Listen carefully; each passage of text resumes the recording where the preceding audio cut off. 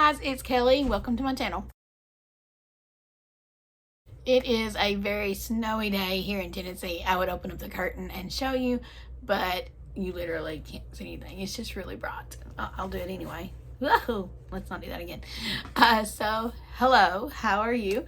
It's been very snowy here, very cold. I think it's like 18, which is very cold for here. I don't know how it is where you are. So I look a little, we're actually in the office today, not in the car. I've not been in the car all week. If you hear sounds and voices and snoring, I do apologize. My husband's asleep this way. My kids are out yonder way. We have a dog and the cats in the house. So, you know, it's a little bit crazy, but I still wanted to do a video for you guys this week. Just to check in, see how you're doing, and I really want to do really good on my goal of having a video out every week for you guys. So I was not sure what I wanted to talk about today. I thought about doing my one word for 2024, and my one word for 2024 is actually, it's live. And I know that might sound a little strange. You're like, okay, yeah, live, there's different things you can do for that one, but I chose live because I wanted to live in the moment, live in a positive sense, and not really focus so much on the negative thoughts sometimes, or the negative things that happened in the past, or negative, just live in the positiveness, I guess. So that was my one word, and there's more to it, but I decided that instead of doing that, I wanted to, well, I did do that technically. I didn't give you my one word of the year. My one word for the year is live. Live in the moment. Be positive. Be present. I have a, well, yeah. I have a problem with sometimes looking at the negative things, and I don't want to do that. I want to look at the positive and not worry as much. And that's what living in the moment means to me, is trying desperately not to worry so much. We'll see how that goes, especially with all the snow. I'm very thankful that nobody has to be out in the snow of my family right now, and I really worry about the people that do have to be out in the snow, and it hurts my heart because I'm really I'm worried and I shouldn't, but I do. Anyway, that was a long ramble. So I asked on my Instagram about questions for an Ask Kelly Anything today, because we've not done one of those in a very long time. SM Whitson really brought it, and this whole entire video is basically thanks to her, because she asked so many questions, and I very much appreciate it. A few of my Ask Kelly Anythings in the past, like maybe 6, 7, 8 years ago, I would ask for questions and nobody would give me questions, so I had to make questions up for myself. So that's a confession for you. The confession is some of my older videos, the questions, now some of the questions were real that other people had asked me, and most of the questions were questions that people had asked me like at random times, but I was trying to live by the whole fake it till you make it mentality back then. I've kind of moved on from that. Not that I think I've made it, but I'm trying to just not do that anymore. So there's a confession for you. The confession, there's so much in this video.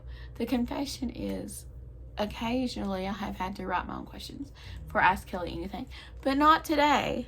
No. SM Whitson has done that for us. I very much appreciate it. I'll leave her Instagram link below, and if you have any questions for Ask Kelly Anything, ask those in the comments too. Also, if you're a YouTuber, or if you make like videos, like even on Reels or TikTok, do you ever like make your own questions?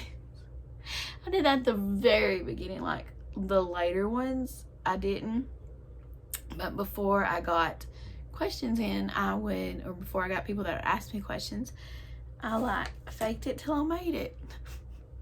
I don't like that advice. Also, I need to get my hair done, and I've not washed my hair, and there's no makeup. lots of disclaimers for today's video. I think the whole video is going to be disclaimers way more than actual video footage.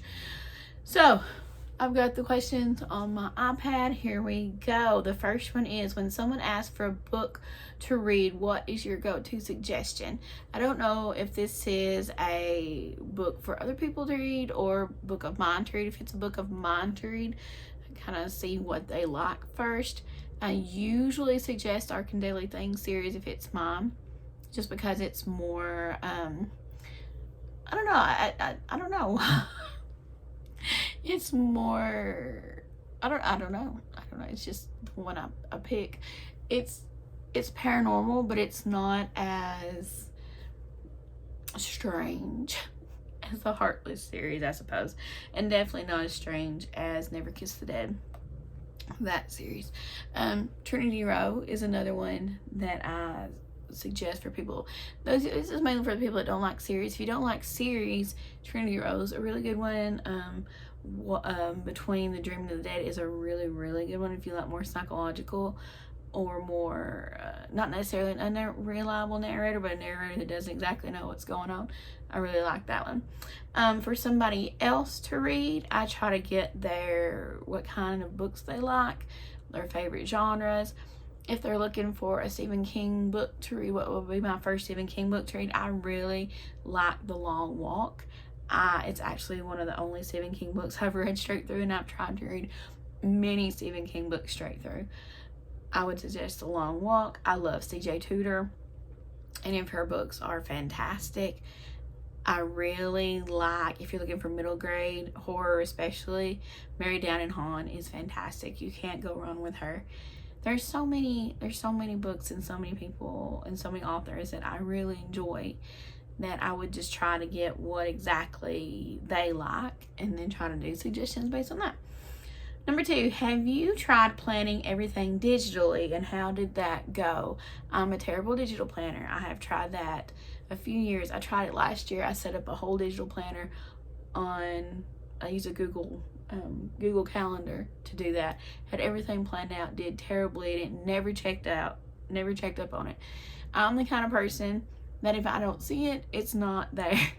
So if I don't see a planner, I don't use a planner. I don't go looking for things. If I don't like my file, I have files over here, but I couldn't tell you what's in them. I have to see it out to know that it's there, and I have what's written on the files, so I know that I can look in it.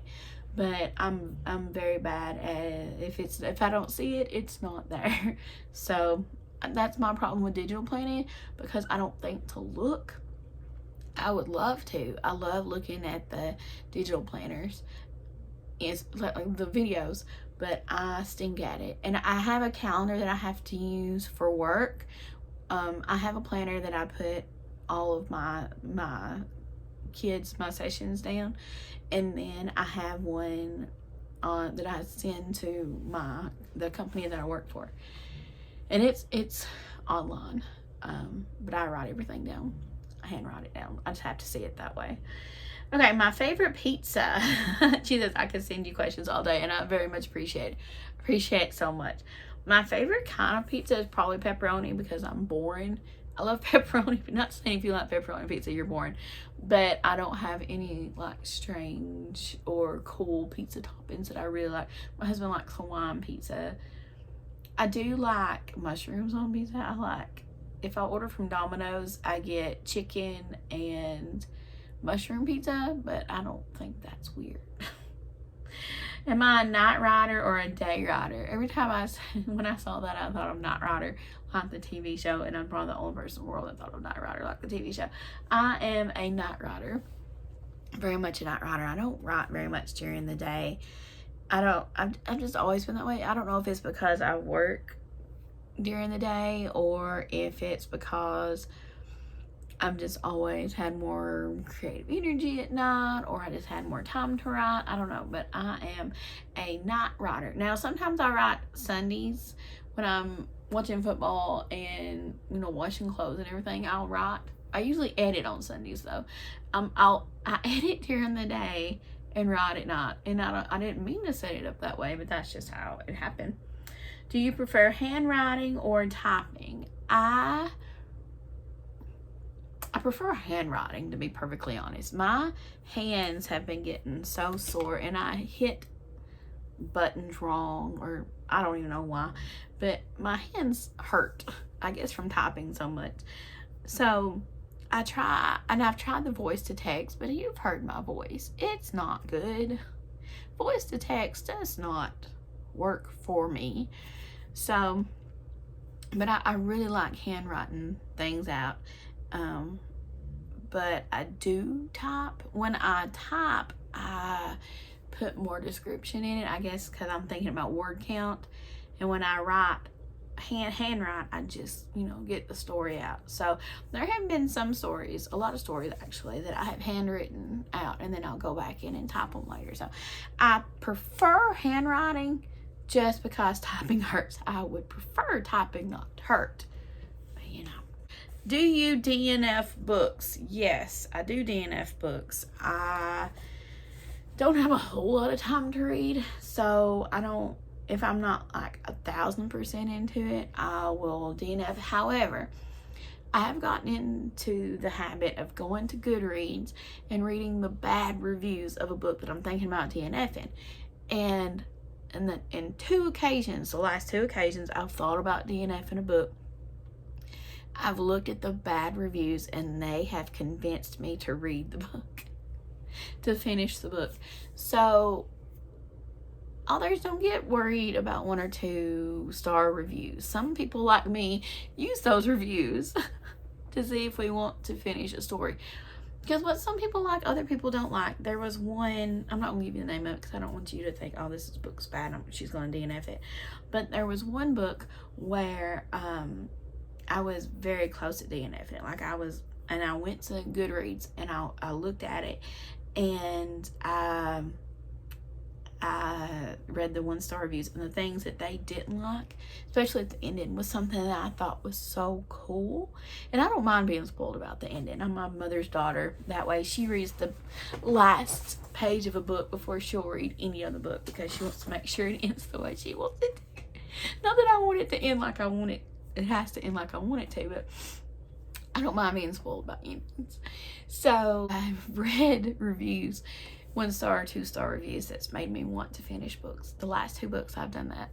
But I do DNF books if I can't find a review that makes me want to keep reading it, if it's something that I'm just not into, if it's something that I wasn't expecting the book to be about, this particular thing, I have DNF'd. I have DNF. I don't feel bad about it either. I think everybody just has their own different things that they like, and if people DNF my books, that's fine too, because it just didn't go with y'all. It didn't go with what you thought it should be, or that you wanted to read at the time, and that's fine. Okay, do you like to travel? What is your favorite state or place? I do like to travel. I don't travel very often. I used to travel a lot before I got married. We don't travel a whole lot now. But one of my favorite places, and we don't get to go there anymore, I used to go to the Roanoke Author Invasion, RAI, every year. It was so much fun.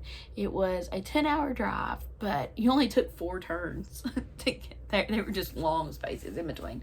And I live in Tennessee, so I love driving from Tennessee up to Roanoke. It was beautiful, and I absolutely loved it. That was my favorite trip. REI is not a thing anymore, but it was so much fun, and I miss it so much. So that was it. That was my favorite place to travel. I've gone other places. Like, I've not been in a long time to different places. I've gone like to Kentucky, which is not very far, but I've gone to like Waverly Hills, and I've gone to Georgia for a book convention, and we go to Gatlinburg every year. So we don't like venture out a lot. That's probably why most of my books are set in Tennessee, because it's what I know. When I was younger, we used to go everywhere. We went to the beach, and we went to out west one time, but I'm pretty sure my kids are like Anakin Skywalker and do not like sand. So we don't go to the beach, and they're very much like their mother, and they just look at sun and burn. So if we went to the beach, we'd probably just go out at night. We wouldn't even see the sun at the beach. I wanted to go this year. I was really wanting to go, and it didn't work out. So maybe some year, but we go to mainly the mountains. But my favorite place to travel, my favorite place to go was when we used to go, I think I went 4 years, I think, to Roanoke, and that was so much fun. I miss it very much. Okay, so that's the end of the video. That's all the questions she sent. Thank you so much for sending those questions. If you have any questions for our next Ask Kelly Anything, leave them in the comments or follow me on Instagram.